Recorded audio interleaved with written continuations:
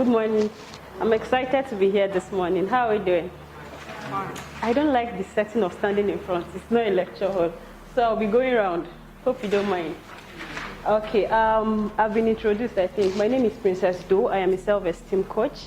And I am excited to be speaking to business owners, entrepreneurs, those who are conscious in pushing themselves forward and living life to its fullest.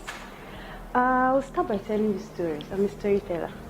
So just be relaxed. It's not a lecture, it's a chit chat. Let's just chat among ourselves. Fellow entrepreneurs, can we chat?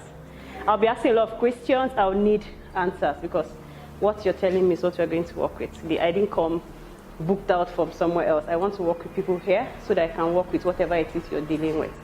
Okay, there's a man who loved to own a shark. So he got an aquarium and bought a shark, put in the aquarium.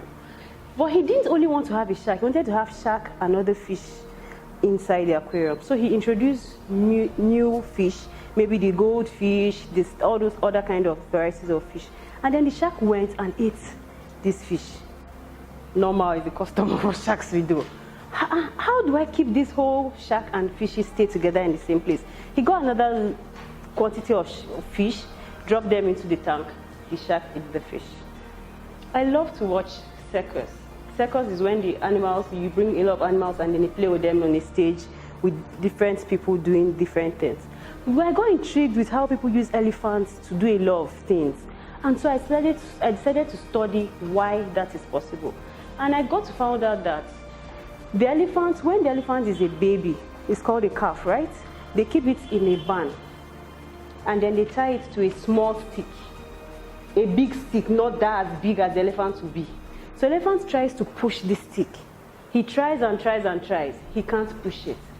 They keep doing that, keep doing that, keep doing that. After a while, the elephant gives up on pushing the stick or pushing the barn that they kept him in, as the ferry they used to build it. The elephant grows big, and in his mind, he assumes this barn, I cannot push it. And he never tries. This is a barn that only his stalks can wink it out. But since from when he was a calf, he has tried pushing this barn so many times that he failed, that he gave up on ever trying to push this barn. What do we call that? Conditioning. For the shark story, the man said, how do I introduce fish with the shark for them to stay together? You know a shark can stay in any container. It can't grow bigger than any container it is. A shark can be in an aquarium, but is it really a shark? It's when you introduce him to the ocean, because of the space, his mind is allowed to grow. It is conditioned to be that size of the aquarium you have put it inside. What is it again? Conditioning for the shark. So the man said, how do I make the shark and the fish stay together in the same aquarium? He decided to get a glass, a thick glass, and then put it in the aquarium, separate the shark in one side, and then he has another free side. He introduced new fish, starfish, goldfish, all the whole varieties of beautiful fish. And then the shark dived for them, hit the glass. What's happening? He went back. He introduced the next set. The same thing kept happening until the shark gave up on going for the fishes. And so he removed the glass. The shark and the fish staying together. The shark sees the fish as something he cannot catch, even if he tries. But can he catch the fish at that time? Yes, but he has been conditioned to know that these fish are unreachable. You cannot reach them, you cannot go for them, and then he stops going for them. Today, let's speak to you on self-esteem and entrepreneurship, or self-esteem for business. A lot of entrepreneurs have dreams that they want to do. I want to achieve this, I want to achieve that. I'm speaking to you based on experience, so I'm not here to tell you book. I've been an entrepreneur since I was a very young child. So, as a child, I want to tell you that we are all born worthy. Every one of us. Everything you've ever dreamed to be, you can be that person. You'll be writing a lot for me. So I'll ask you a question today. If you were born in, let's say your dream country, for some people, let's say it's US, some people UK, some people Russia, some people Nigeria still. But let's say if you're born in a country where everything you need is available. When I mean everything, basic amenities, the government is subsidizing virtually health, feeding, transportation, accommodation, what would you be doing?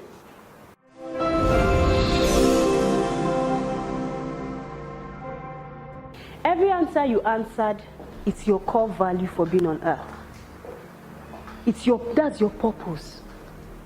That thing that you have innate inside of you that if I have the whole money, this is what I want to do. That is why you're here. I'll tell you about Bill Gates. Bill Gates' purpose is to eradicate polio in Africa. That's what he's doing now. But he didn't start there. I'm guilty of this too because I run a foundation. And I had to learn to know that a lot of times we are focused on doing our passion without growing to be this person that we do this passion. Africa is a challenge. I used to tell my mom, I said the biggest problem in Africa is family. If our family can leave us, we'll achieve anything we want to. I've studied a lot of communities, I've studied a lot of economics, I've studied that of UK. A lot of people are allowed to thrive, to be who they want to be because their family are not using them for backup plan, retirement benefits, and all that. Here in Africa, you finish school, you get a job. You're looking for the highest paying job.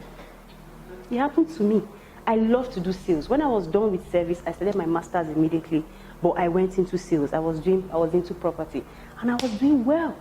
My family said, if you're not a civil servant, you don't have security, half of the world wants to fall down. I was a serious entrepreneur. I was doing a lot, but they look at you. If they ask my mom, when they ask me, what do you do? I'm like, if you're not working for the government or something big that they can tie, they're like, she's not working. That's what it is like. So we now live what we really want to do. Go take up jobs because of the money it's bringing so that we live fine. Let's even say leave your family behind. You want to live fine for yourself. What if everything you need is taken care of? Let me give you the Bill Gates story. Bill Gates has a purpose in life to eradicate polio in Africa. But he didn't start when he started working. What did he do? He found Microsoft. He pursued Microsoft. He gave his all, his life, to get to the stage where now he retired from his company. The money and the proceeds from what he has saved is what he's using to eradicate polio in Africa. What is your Microsoft? As an entrepreneur, as a business owner.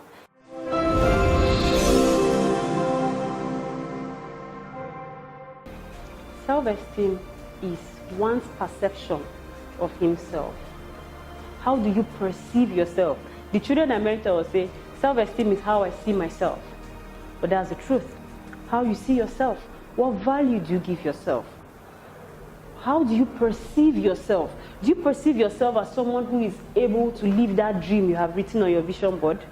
How many of us have a vision board? You, please, I beg you, go create yourself a vision board.